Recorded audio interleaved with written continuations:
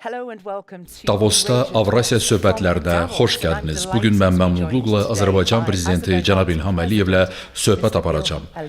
Çox sağ olun bizimlə olduğunuza görə. Davosda dünya liderləri ilə bir araya gəldiyiniz zaman biz hazırda mövcud beynəlxalq sistemin fundamental olaraq yenidən dəyərləndirilməsinin şahidiyik.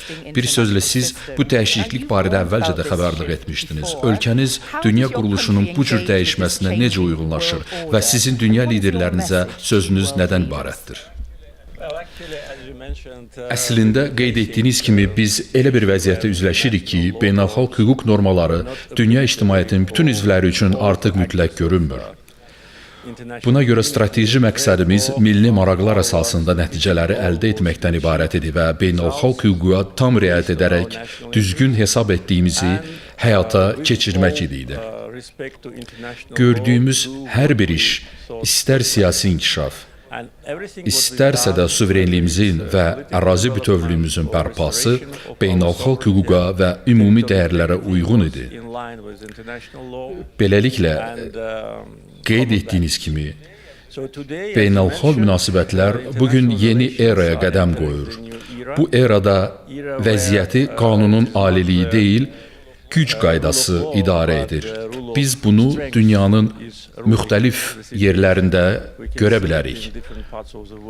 Buna görə o bir daha göstərir ki, hər ölkə öz strategiya və ya siyasətini özünün potensialına uyğunlaşdırılmalıdır. O cümlədən mümkün qədər çox ölkələrlə ilk növbədə öz bölgəsində, sonra isə qlobal müstəvidə yaxşı münasibətlər qurulmalıdır. Azərbaycan məhz buna nail oldu. Sizi təbrik etmək istəyirəm. Dünən öyrəndim ki, göstərdiyiniz bütün səylərə görə siz Zayed İnsan Qardaşlığı mükafatını alacaqsınız. Təbii ki, bununla gəlib növbəti suala çıxıram.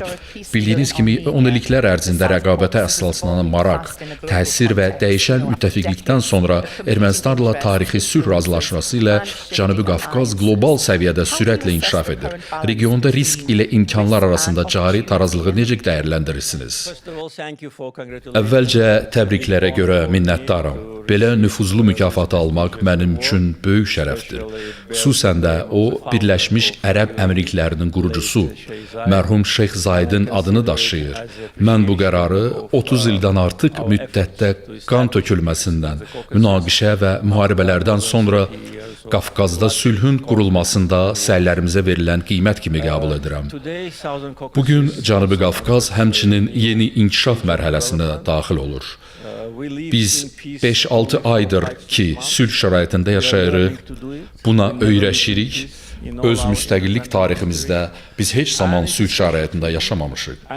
Xüsusi hissdir və əlbəttə ki, böyük fürsətdir. Bugün Azərbaycan ilə Ermənistan arasında münasibətlər artıq əməkdaşlığa çevrilir.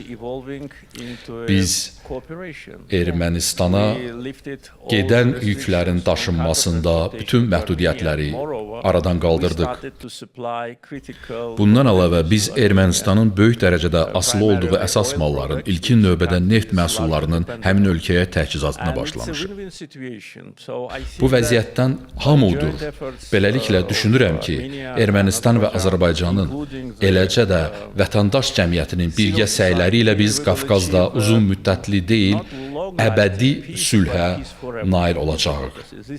Məqsədimiz budur. Biz də buna ümid edirik. İran sizin qonşunuzdur. Orada cərəyan edən böhranla əlaqədar Azərbaycan hansı mövqedən çıxış edir? Bunun Avrasiya məkanında sabitliyə, o cümlədən enerji bazarlarına təsirini necə qiymətləndirirsiniz? Azərbaycan da daxil olmaqla hər bir ölkə özünün sərhədləri boyu sabitlik haqqında düşünməlidir. Azərbaycana gəldikdə, bizdə ölkə daxilində potensial risklər mövcud deyil. Bütün potensial risklər kənardan qaynaqlana bilər. Bu səbəbdən biz hər zaman qonşuluğumuzda sabitliyin mövcud olması haqqında düşünürük. Biz İranda baş verən müəyyən qeyri-sabitlikdən narahatıq. Bizim üçün regionda sabitlik, proqnozlaşdırılma və sülh ən böyük sərvətdir. Biz işğaldan və müharibədən əziyyət çəkmişik, minlərlə qurban vermişik. Bugün sülhün və sabitliyin olması istənilən ölkə üçün uğur qazanmağın yeganə yoludur. Enerji bazarına gəldikdə, gördüyünüz kimi neftin qiyməti sabitdir. Ən azı Azərbaycan üçün məqbul səviyyədədir. Bu, İranda, Venezuelada və ya dünyanın digər bölgələrində olan vəziyyətin neftin qiymətinə ciddi təsir göstərmədiyini nümayiş etdirir. Bu yaxşı göstəricidir, çünki həm hasilatçıların, həm də istehlakçıların gələcəklərini planlaşdırmaq üçün vəziyyətin proqnozlaşdırıla bilinməsinə ehtiyac var. Ümid edirəm ki, Cənubi Qafqazda və region ətrafında vəziyyət pisləşməyəcək. Bizim istəyimiz həqiqətən bunu görməkdir. Ümid edirəm ki, hər bir ölkə regional sabitliyə və təhlükəsizliyə öz töhfəsini verəcəkdir. Sizcə, Cənubi Qafqaz enerji sektoruna getdikcə artan qüvvə ilə əhəmiyyətinə görə hansı mövqeydədir? O cümlədən Avropa İttifaqı istiqamətində. Enerji sektoruna gəldikdə Azərbaycan Cənubi Qafqazın enerji ehtiyatlarına məxsus və onlara Cənubi Qafqazın digər ölkələrinə ixrac edən yeganə ölkədir. Bölgənin digər ölkələri, uzun illər Gürcüstan, indi isə artıq Ermənistan enerji ehtiyatlarını Azərbaycandan ixal edir. Avropa və Avropa İttifaqı ilə bizim enerji əməkdaşlığımız artmaqdadır. Biz artıq 16 ölkəyə təbii qaz ixrac edirik və onların 10-u Avropa İttifaqının üzvüdür. Boru kəməri qazı ilə coğrafi əhatəsinə görə Azərbaycan dünyada birinci yerdədir. Biz təbii resurslara, nəqliyyat sisteminə və müasir boru kəmərlərinə malikik.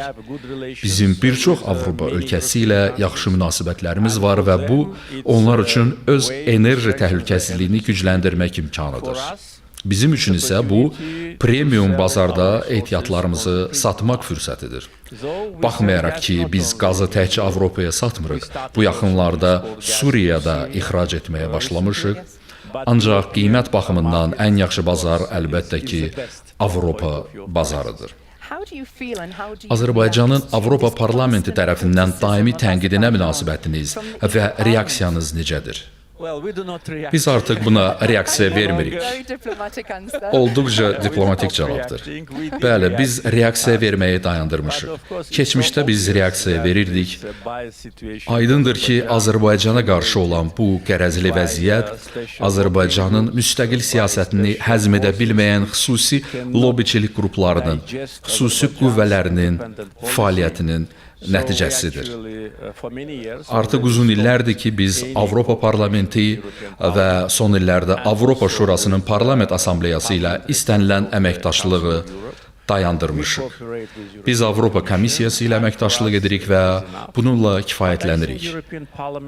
Ancaq düşünürəm ki, Ermənistanın özünün Azərbaycanla əlaqələri yüksək qiymətləndirdiyi bir halda bizi heç vaxt etmədiyimizdə, o cümlədən Ermənistana qarşı təcavüzkar mövqedə olmağımızda ittiham etməklə Avropa Parlamenti özünü çox qəribə vəziyyətə salır.